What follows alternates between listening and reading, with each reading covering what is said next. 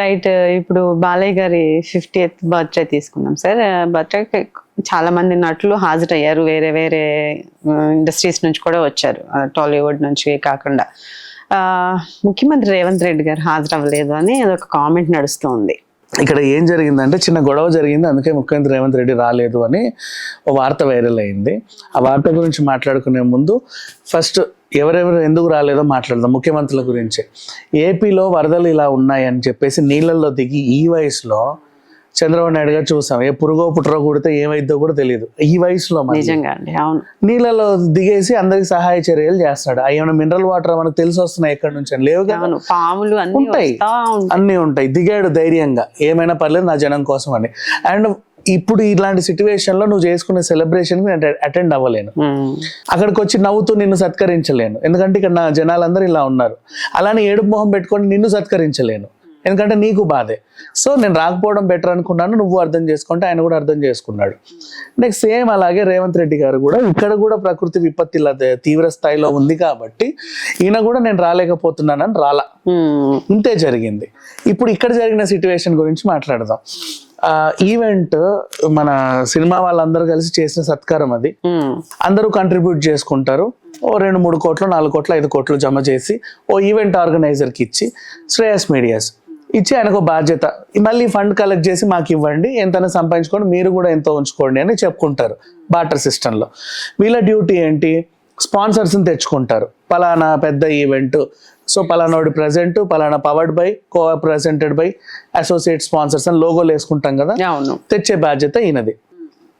ఆ తర్వాత దీన్ని అథెంటిక్ స్ట్రీమింగ్ ఒక ఛానల్కి ఇచ్చుకుంటాడు. అతను కూడా ఏ పండగకో పబ్బాకో బాలయ్య సన్మానోత్సవం ఈ రోజే చూడండి సాయంత్రం 6 గంటలకి ఆయన కూడా మళ్ళీ అడ్వర్టైజింగ్ తెచ్చుకుంటారు, అంతే కదా. ఇదంతా ఒక పద్ధతిగా జరిగే ఈవెంట్. సడన్ గా నువ్వు వెళ్ళి కెమెరా పెట్టి మేము కూడా లైవ్ ఇచ్చుకుంటామని స్విచ్ ఆన్ చేస్తే ఏమంటారు? దాని వరకు అడగాలి ఎవరైనా సరే. సీఎం ఆఫీస్ నుంచి అక్కడ మీడియా వెళ్ళి వాళ్ళు కూడా వెంటనే శాటిలైట్ పైకి ఎత్తి లైవ్ స్ట్రీమింగ్ అని పెట్టారనమాట. శ్రేయస్ మీడియాస్కి మండింది, ఇది నేను కదా తీసుకున్న ఈవెంట్, మీరు ఎందుకైతే తెచ్చిడ పెట్టారంటే అట్లా కుదురుతుంది. మరి రేవంత్ రెడ్డి సీఎం గారు ఎక్కడికి వెళ్తే అక్కడ మేము వెళ్ళి కెమెరాలు ఇలాగే ఆన్ చేసి లైవ్ పెట్టేస్తాం, సేమ్ యాజ్ యూజువల్ ఇక్కడ కూడా పెట్టామన్నారు. ఆ ఈవెంట్కి వ్యత్యాసం ఉంది, మీకు తెలియకపోవచ్చు. రీజన్ కూడా, ఇప్పుడు ఐపీఎల్ జరుగుతుంది, వరల్డ్ కప్పే జరిగింది, నరేంద్ర మోడీ గారు వెళ్ళారు. పిఎంఓ నుంచి వెళ్ళి నువ్వు లైవ్ పెట్టేస్తావా? వాళ్ళని అడగాలి కదా. వాళ్ళకంటూ కొన్ని రూల్స్ రెగ్యులేషన్స్ ఎవరికి ఇవ్వాలి, ఏం చేయాలనే ఉంటాయి. నువ్వు ఎలా కవర్ చేస్తావు దాన్ని నీ ఛానల్ నుంచి? లేదు ముందే మాట్లాడుకో, శ్రేయస్ మీడియాస్ గారు పలానా మా సీఎం గారు వస్తున్నారు కదా, మేము కూడా కెమెరాలు పెట్టుకుంటాం అంటే అప్పుడు ఆయన ఏమంటాడు? లేదంటే అథెంటిక్గా పలానా ఎన్టీవీకో టీవీ9కో ఇచ్చుకున్నాం మేము, వాళ్ళని ఒక మాట అడగాలి. వాళ్ళ దగ్గరికి వెళ్ళి బాబు వీళ్ళు కూడా పెట్టుకుంటారంట, అట్లా అంటే మేము ఇంత ఇచ్చాం కదా, సరే సగం అమౌంట్ తీసుకోండి, సగం మాకు ఇచ్చేయండి, వాళ్ళని కూడా పెట్టుకోమనండి. ఈ వ్యవహారం అంతా ఉంటది. మొత్తం ఈవెంట్ అంతా సెట్ అయిన తర్వాత నువ్వు వెళ్ళి లైవ్ కెమెరా పెడతానంటే ఎలా? అండ్ ఇంకొకటి మైక్ విషయం కూడా. ఇలాంటి ఈవెంట్లలో మైకులు కేవలం యాంకర్ మైకే పనిచేస్తుంది, మిగతా మైకులు పనిచేయవు. ఎందుకంటే ఎక్కడ ఎవరేం గబుక్కున వాగుతారో అవేం వైరల్ అవుతాయి. మళ్ళీ ఉన్నవన్నీ మన కళాఖండాలే. మోహన్ బాబు గారు ఉన్నారు, బాలకృష్ణ గారు ఉన్నారు, చిరంజీవి గారు ఉన్నారు, రాజశేఖర్ అందరూ ఉన్నారు. అందుకని చెప్పేసి జాగ్రత్తగా తీసుకుంటారు, లైవ్ టెలికాస్ట్ చేయరు. అన్న అయిన తర్వాత నీట్ గా ఎడిట్ చేసుకొని ఆ ఛానల్ వాళ్ళు మళ్ళీ వేసుకుంటారు. ఇన్ని ఉంటాయి. ఈ బాధ్యత శ్రేయస్ మీడియాస్ తీసుకుంటది, వాళ్ళకి అప్పచెప్పాం కాబట్టి. అండ్ ఫండ్స్ కలెక్ట్ చేసి ఆ లాభదాయకంగా ఒక ఈవెంట్ జరగాలి. వీళ్ళు వెళ్ళి అక్కడ చేస్తే వీళ్ళకి కూడా తెలియదు, ఎందుకంటే మొన్నే కదా లేదంటే మొన్నే కదా వీళ్ళు వచ్చారు, 5-6 నెలలు అయింది. ఈ 5-6 నెలల్లో ఇలాంటి ఈవెంట్స్ ఏం అవ్వాల. ఆయన ఎక్కడికన్నా వెళ్ళి అన్నదానాలకు వెళ్ళాడు, ఇంకో దానికి వెళ్ళాడు, మొక్కలు నాటడానికి వెళ్ళి ఉంటాడు, సమస్యలకు వెళ్ళి ఉంటాడు. వీళ్ళు వెళ్ళిన చోటల్లో కెమెరాలు పెట్టారు, ఓకే. ఇట్లాంటి వాటిలో పెట్టకూడదు. బేసిక్ గా వాళ్ళకి తెలియదు, వాళ్ళకి కూడా తెలియదు.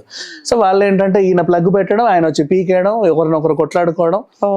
రేవంత్ రెడ్డి గారి దగ్గర కూడా ఈ విషయం వెళ్ళడం జరిగింది. ఆయన కూడా వీళ్ళనికే చివాట్లు పెట్టాడులే, ఎందుకంటే మీరు అలా చేయడం తప్పు అని. ప్రాసెస్ చేస్తున్నప్పుడు మన మధ్యలో వీళ్ళకి కూడా మీడియా ఉంది కాబట్టి వీళ్ళకి ఒళ్ళు మండి ఏం చేశారంటే రేవంత్ రెడ్డి గారికి అవమానం, మేము ప్లగ్గులు పెడితే వాళ్ళు పీకేశారు, అందుకే మా రేవంత్ రెడ్డిని మేము రావద్దని చెప్పామన్నట్టు వీళ్ళు చెప్పారు.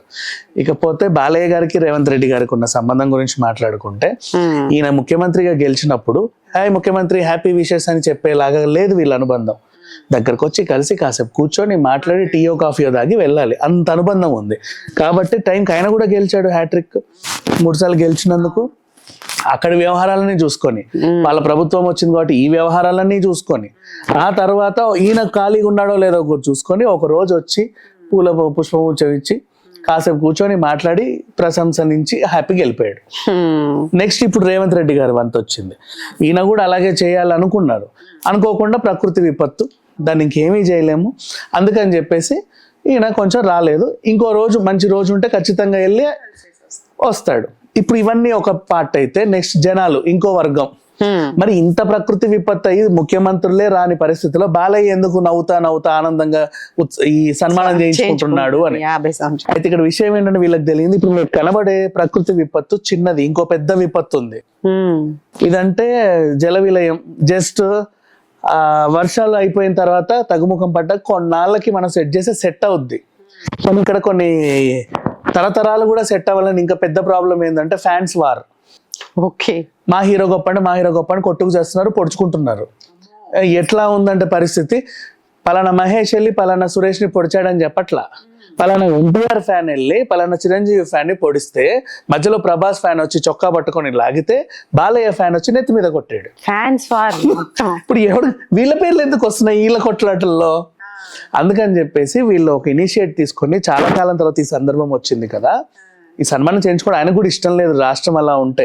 అవును, కానీ ఈ సందర్భంలో ఇంత పెద్ద విపత్తుని కంట్రోల్ చేయొచ్చు అని అనుకొని ఇనిషియేట్ తీసుకొని చిరంజీవి గారు కానీ బాలయ్య గారు కానీ వాళ్ళ మధ్య అనుబంధం గురించి, వాళ్ళు ఎలా ఉంటారో ఇవన్నీ చెప్పి, ఒరే ఫ్యాన్స్ కొట్టుకు చావకంటారు, మీరు అందరూ సినిమా అభిమానులే అని ఒక సందేశం ఇవ్వడానికి ట్రై చేశారు.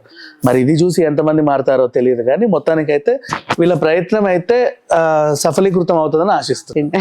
Okay, right. మీరు చెప్పిన పాయింట్ కూడా జనాలు ఆలోచించాలి కామెంట్ చేసే ముందు ఒకసారి. Please do subscribe to Telugu Rajyam channel. Please do subscribe to Telugu Rajyam channel. Please do subscribe to Telugu Rajyam channel. Hi అండి, నేను మీ ఆర్పీని, నెల్లూరు పెద్దారెడ్డి చేపల పులుసు ఓనర్ని. మీరు తెలుగు రాజ్యం అనే ఈ యూట్యూబ్ ఛానల్ సబ్స్క్రైబ్ చేసుకుని మంచి వీడియోలతో వస్తారు. Thank you so much. Hi people, I'm Sonakshi Verma and you please watch Telugu Rajyam and please subscribe to the channel.